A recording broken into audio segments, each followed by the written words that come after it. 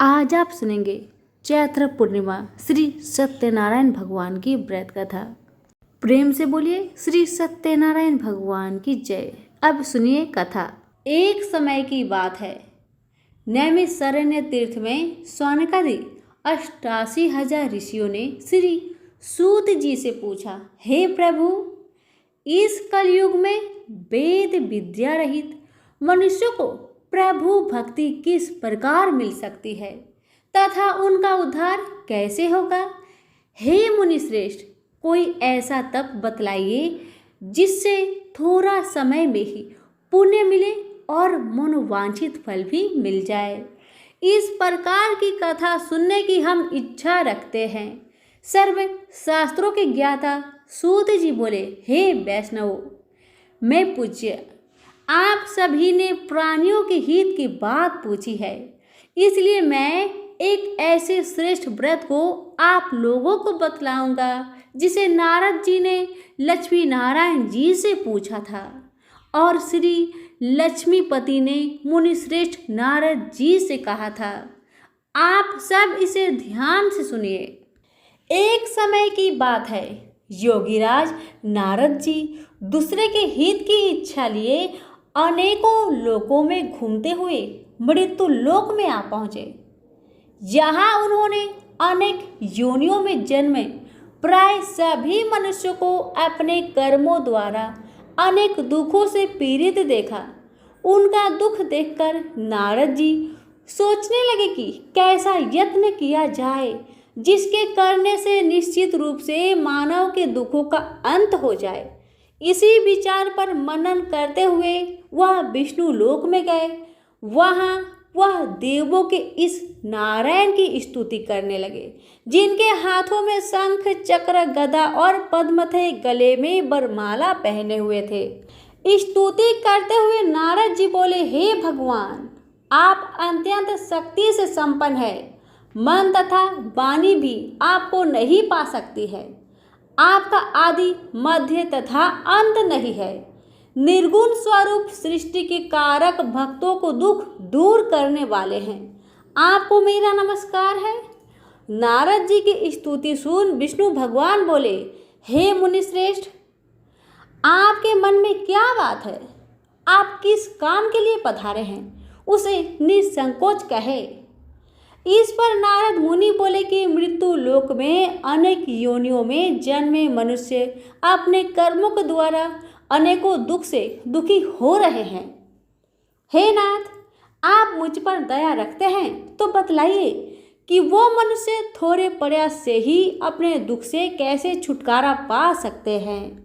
श्री हरि बोले, हे नारद, मनुष्यों की भलाई के लिए तुमने बहुत अच्छी बात पूछी है।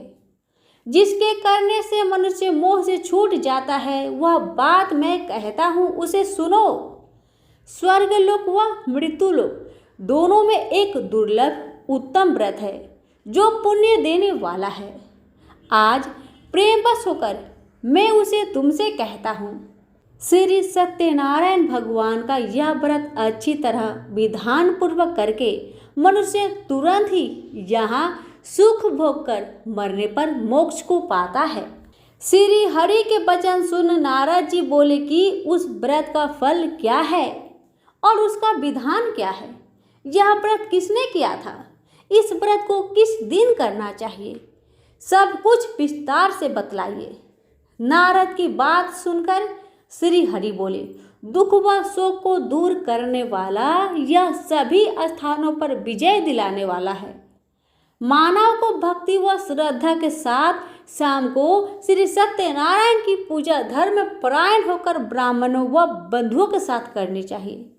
भक्ति भाव से ही नैवेद्य, केले का फल, घी, दूध और गेहूं आटा सवाया ले। गेहूं के स्थान पर साठी का आटा, शक्कर तथा गुड़ लेकर वह सभी भक्षण योग्य पदार्थों को मिलाकर भगवान का भोग लगाए। ब्राह्मणों सहित बंधु बांधवों को भी भोजन कराए, उसके बाद स्वयं भोजन करे। भजन कीर्तन के साथ भगवान की भक्ति में लीन हो जाए। इस तरह सत्यनारायण भगवान का यह व्रत करने पर मनुष्य की सारी इच्छाएं निश्चित रूप से पूरी होती है। इस कली काल अर्थात कलयुग में मृत्यु लोक में मोक्ष का यही एक सरल उपाय बताया गया है। इति श्री सत्यनारायण व्रत कथा का प्रथम अध्याय यहीं पर संपूर्ण हुआ। अब सुनिए दूसरा अध्याय। जी बोले, हे ऋषियों, जिसने पहले समय में इस व्रत को किया था उसका इतिहास कहता हूँ, ध्यान से सुनो। सुंदर काशीपुरी नगरी में एक अत्यंत निर्धन ब्राह्मण रहता था। भूख प्यास से परेशान वह धरती पर घूमता रहता था। ब्राह्मणों से प्रेम करने वाले भगवान ने एक दिन ब्राह्मण का वेश धारण कर उसके पास जाकर पूछा, हे ब्रीप, नित्य दुखी होकर तुम पृथ्वी पर क्यों घूमते हो? दीन ब्राह्मण बोला, मैं निर्धन ब्राह्मण हूँ, भिक्षा के लिए धरती पर घूमता हूँ। हे भगवान, यदि आप इसका कोई उपाय जानते हो तो बतलाए।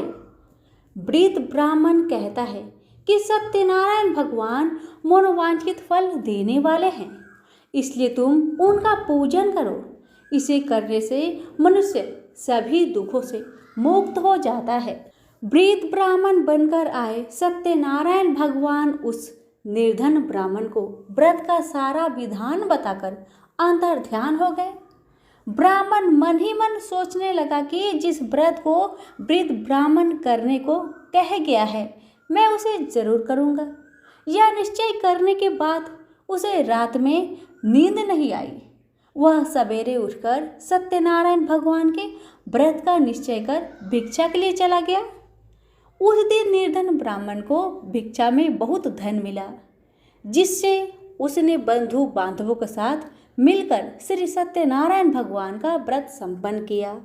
भगवान सत्यनारायण का व्रत संपन्न करने के बाद वह निर्धन ब्राह्मण सभी दुखों से छूट गया और अनेक प्रकार की संपत्तियों से युक्त हो गया। उसी समय से यह ब्राह्मण हर माह इस व्रत को करने लगा। इस तरह से सत्यनारायण भगवान के व्रत को जो मनुष्य करेगा वह सभी प्रकार के पापों से छूटकर मोक्ष को प्राप्त होगा।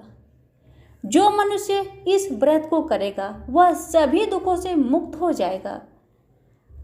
सूत जी बोले कि इस तरह से नारायण जी का कहा हुआ श्री सत्यनारायण व्रत को मैंने तुमसे कहा। हे ब्रीपो, मैं अब और क्या कहूँ? हे मुनिवर, संसार में उस ब्रीप से सुनकर और किसने इस व्रत को किया, हम सब इस बात को सुनना चाहते हैं। इसके लिए हमारे मन में श्रद्धा का भाव है। सूत जी बोले, हे मुनियों, जिसने इस व्रत को किया है वह सब सुनो। एक समय वही ब्रीप धन व ऐश्वर्य के अनुसार अपने बंधु बांधवों के साथ इस व्रत को करने को तैयार हुआ। उसी समय एक लकड़ी बेचने वाला बूढ़ा आदमी आया और लकड़ियां बाहर रखकर अंदर ब्राह्मण के घर में गया। प्यास से दुखी वह लकड़हारा उनको व्रत करते देख ब्रीप को नमस्कार कर पूछने लगा कि आप यह क्या कर रहे हैं तथा इसे करने से क्या फल मिलेगा, कृपया मुझे भी बताए। ब्राह्मण ने कहा कि सब मनोकामनाओं को पूरा करने वाला यह सत्यनारायण भगवान का व्रत है। इनकी कृपा से ही मेरे घर में धन धान्य आदि का वृद्धि हुई है। ब्रीप से सत्यनारायण व्रत के बारे में जानकर लकड़हारा बहुत प्रसन्न हुआ। चरणामृत लेकर वह प्रसाद खाने के बाद वह अपने घर गया। लकड़हारे ने अपने मन में संकल्प किया कि आज लकड़ी बेचने से जो धन मिलेगा उसी से श्री सत्यनारायण भगवान का उत्तम व्रत करूंगा। मन में इस विचार को ले बूढ़ा आदमी सिर पर लकड़ियां रखकर उस नगर में बेचने गया जहां धनी लोग ज्यादा रहते थे। उस नगर में उसे अपनी लकड़ियों का दाम पहले से 4 गुना अधिक मिलता है। बूढ़ा प्रसन्नता के साथ दाम लेकर केले, शक्कर, घी, दूध, दही और गेहूं का आटा ले और सत्यनारायण भगवान के व्रत की अन्य सामग्रियां लेकर अपने घर गया। वहां उसने अपने बंधु बांधवों को बुलाकर विधि विधान से सत्यनारायण भगवान का पूजन और व्रत किया।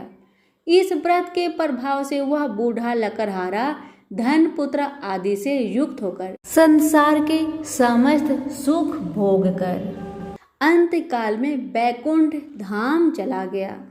इति श्री सत्यनारायण व्रत कथा का दूसरा अध्याय संपूर्ण हुआ। अब सुनिए तीसरा अध्याय।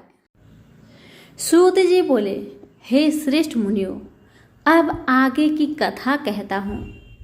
पहले समय में उल्कामुख नाम का एक बुद्धिमान राजा था। वह सत्यवक्ता और जितेंद्रिय था। प्रतिदिन देव स्थानों पर जाता और निर्धनों को धन देकर उनके कष्ट को दूर करता था।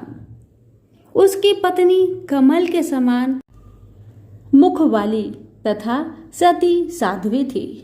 भद्रशिला नदी के तट पर उन दोनों ने श्री सत्यनारायण भगवान का व्रत किया। उसी समय साधु नाम का एक वैश्य आया। उसके पास व्यापार करने के लिए बहुत सा धन भी था। राजा को व्रत करने देखकर वह विनय के साथ पूछने लगा, हे राजन, भक्ति भाव से पूर्ण होकर आप यह क्या कर रहे हैं? मैं सुनने की इच्छा रखता हूँ, तो आप मुझे बतलाइए। राजा बोला, हे साधु, अपने बंधु बांधवों के साथ पुत्र आदि की प्राप्ति के लिए महाशक्तिमान श्री सत्यनारायण भगवान का व्रत व पूजन कर रहा हूँ। राजा के वचन सुन साधु आदर से बोला, हे राजन, मुझे इस व्रत का सारा विधान कहिए। आपके कथा अनुसार मैं भी इस व्रत को करूँगा। मेरी भी संतान नहीं है और इस व्रत को करने से निश्चित रूप से मुझे संतान की प्राप्ति होगी। राजा से व्रत का सारा विधान सुन व्यापार से निवृत्त हो वह अपने घर गया।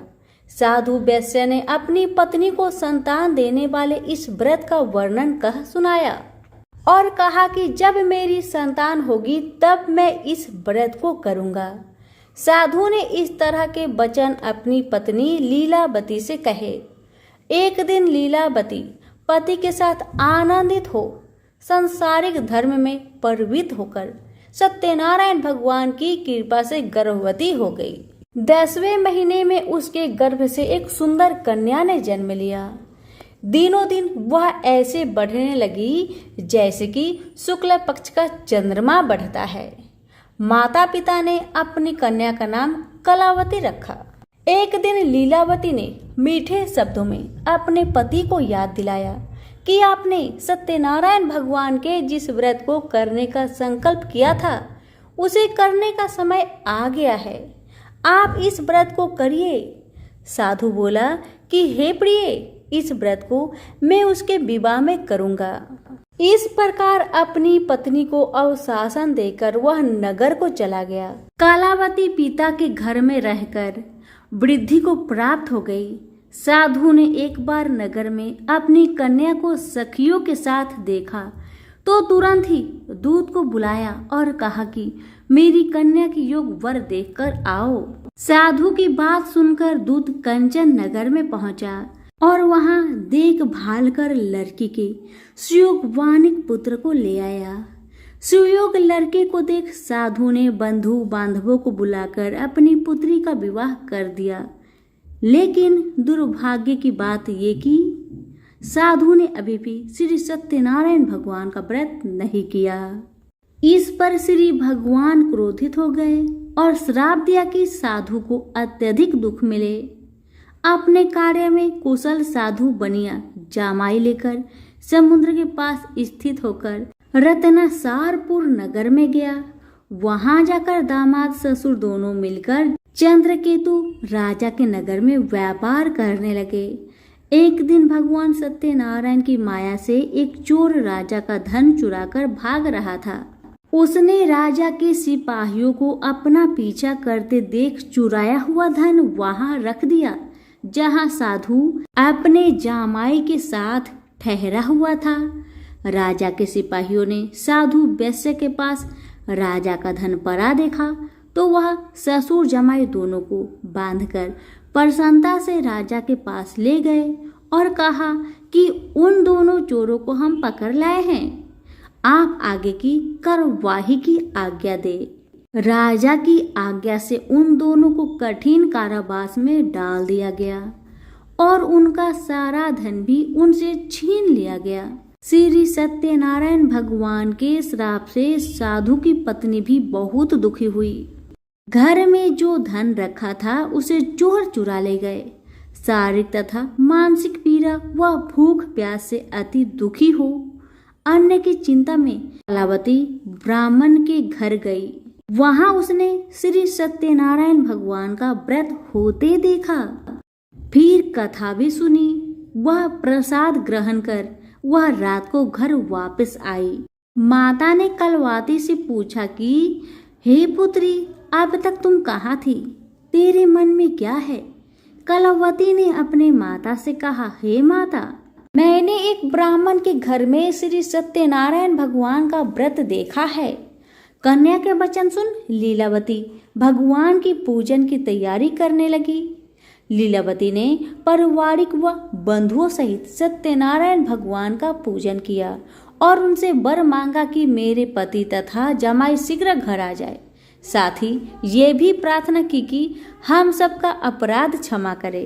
श्री सत्यनारायण भगवान इस व्रत से संतुष्ट हो गए और राजा चंद्रकेतु को सपने में दर्शन देकर कहा कि हे राजन, तुम उन दोनों वैश्य को छोड़ दो और तुमने उनका जो धन लिया है उसे वापस कर दो।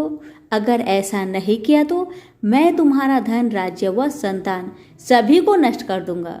राजा को यह सब कहकर वह अंतर्ध्यान हो गए। प्रातःकाल सभा में राजा ने अपना सपना सुनाया। फिर बोले कि वानिक पुत्र को कैद से मुक्त कर सभा में लाओ। दोनों ने आते ही राजा को प्रणाम किया। राजा मीठी वाणी में बोला, हे महान भावो, भाग्यवश ऐसा कठिन दुख तुम्हें प्राप्त हुआ है, लेकिन अब तुम्हें कोई भय नहीं है।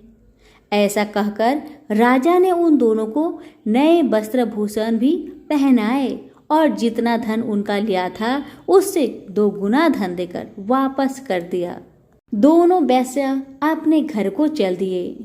इति श्री सत्यनारायण भगवान व्रत कथा 3 अध्याय संपूर्ण हुआ। अब सुनिए 4 अध्याय। सूत जी बोले, वैश्य ने मंगलाचार कर अपनी यात्रा आरंभ की और अपने नगर की ओर चल दिए। उनके थोड़ी दूर जाने पर एक दंडी वैश्यधारी श्री सत्यनारायण ने उनसे पूछा, हे साधु, तेरी नाव में क्या है? अभिमानिक बानिक हंसता हुआ बोला, हे दंडी, आप क्यों पूछते हो? क्या धन लेने की इच्छा है? मेरी नाव में तो बेल व पत्ते भरे हुए हैं। वैश्य के कठोर वचन सुन भगवान बोले, तुम्हारा वचन सत्य हो। दंडी ऐसे वचन कह वहां से दूर चले गए। कुछ दूर जाकर समुद्र के किनारे बैठ गए। दंडी के जाने के बाद साधु वैश्य ने नित्य क्रिया के पश्चात नाव को ऊंची उठते देखकर अचंभा माना और नाव में बेल पत्ते आदि देखकर वह मूर्छित हो जमीन पर गिर पड़ा। मूर्छा खुलने पर वह अत्यंत शोक में डूब गया। तब उसका दामाद बोला कि आप शोक न मनाए, यह दंडी का श्राप है, इसलिए हमें उनकी शरण में जाना चाहिए, तभी हमारी मनोकामना पूरी होगी। दामाद की बात सुनकर वह दंडी के पास पहुंचा और अत्यंत भक्ति भाव से नमस्कार कर बोला, मैंने आपसे जो असत्य वचन कहे थे उनके लिए मुझे क्षमा करे। ऐसा वचन कहकर महान शोकातुर हो रोने लगा। तब दंडी भगवान बोले, हे बानिक पुत्र, मेरी आज्ञा से बार बार तुम्हें दुख प्राप्त हुआ है, तू मेरी पूजा से विमुख हुआ।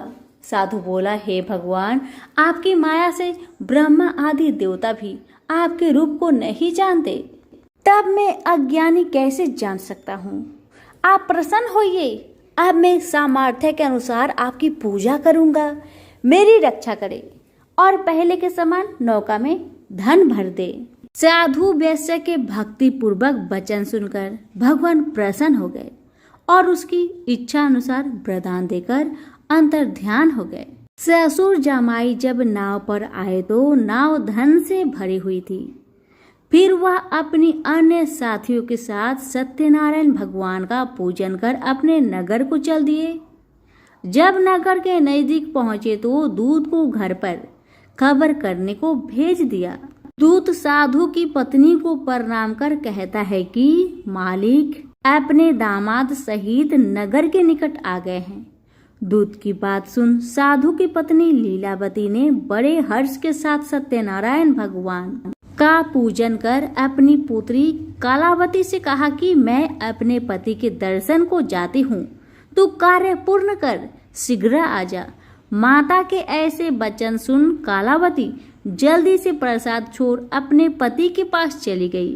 प्रसाद की अवज्ञा के कारण श्री सत्यनारायण भगवान रुष्ट हो गए और नाव सहित उसके पति को पानी में डुबो दिए। कालावती अपने पति को वहां ना पाकर रोती हुई जमीन पर गिर गई। नौका को डूबा हुआ देख वह कन्या को रोता देख साधु दुखी होकर बोला, हे प्रभु, मुझसे तथा मेरे परिवार से जो भूल हुई है उसे क्षमा करे। साधु के दीन वचन सुनकर श्री सत्यनारायण भगवान प्रसन्न हो गए और आकाशवाणी हुई, हे साधु, तेरी कन्या मेरी प्रसाद को छोड़कर आई है, इसलिए उसका पति अदृश्य हो गया है। यदि वह घर जाकर प्रसाद खाकर लौटती है तो इसे इसका पति अवश्य मिलेगा। ऐसी आकाशवाणी सुन कलावती घर पहुंचकर प्रसाद खाती है और फिर आकर अपने पति के दर्शन करती है। उसके बाद साधु अपने बंधु बांधवों सहित श्री सत्यनारायण भगवान का विधि विधान से पूजन करता है। इस लोक का सुख भोग वह अंत में स्वर्ग को जाता है। इति श्री सत्यनारायण भगवान व्रत कथा का 4th अध्याय संपूर्ण हुआ। अब सुनिए 5वां अध्याय। सूत जी बोले, हे ऋषियों, मैं और भी एक कथा सुनाता हूँ, उसे भी ध्यान पूर्वक सुनो। प्रजापालक में लीन तुंगध्वज नाम का एक राजा था। उसने भी भगवान का प्रसाद त्याग कर दुख का सामना किया था। एक बार वन में जाकर वन्य पशुओं को मारकर वह बर के पेड़ के नीचे आया। वहां उसने गौ वालों को भक्ति भाव से अपने बंधुओं सहित सत्यनारायण भगवान का पूजन करते देखा। अभिमानवश राजा ने उन्हें देखकर भी पूजा स्थान में नहीं गया और ना ही उसने भगवान को नमस्कार किया। गौ वालों ने राजा को प्रसाद दिया, लेकिन उसने प्रसाद नहीं खाया और प्रसाद को वहीं छोड़ वह अपने नगर को चला गया। जब वह नगर में पहुंचा तो वहां सब कुछ तहस नहस हुआ पाया तो वह शीघ्र ही समझ गया कि यह सब भगवान ने ही किया है। वह दोबारा गौ वालों के पास पहुंचा और विधि पूर्वक पूजा करके प्रसाद खाया तो श्री सत्यनारायण भगवान की कृपा से सब कुछ पहले जैसा हो गया। दीर्घ काल तक सुख भोगने के बाद मरणोपरांत उसे स्वर्ग लोक की प्राप्ति हुई। जो मनुष्य परम दुर्लभ इस व्रत को करेगा तो भगवान सत्यनारायण की अनुकंपा से उसे धन धान्य की प्राप्ति होगी। निर्धन धनी हो जाता है और भय मुक्त हो जीवन जीता है। संतानहीन मनुष्य को संतान सुख मिलता है और सारे मनोरथ पूर्ण होने पर मानव अंत काल में वैकुंठ धाम को जाता है।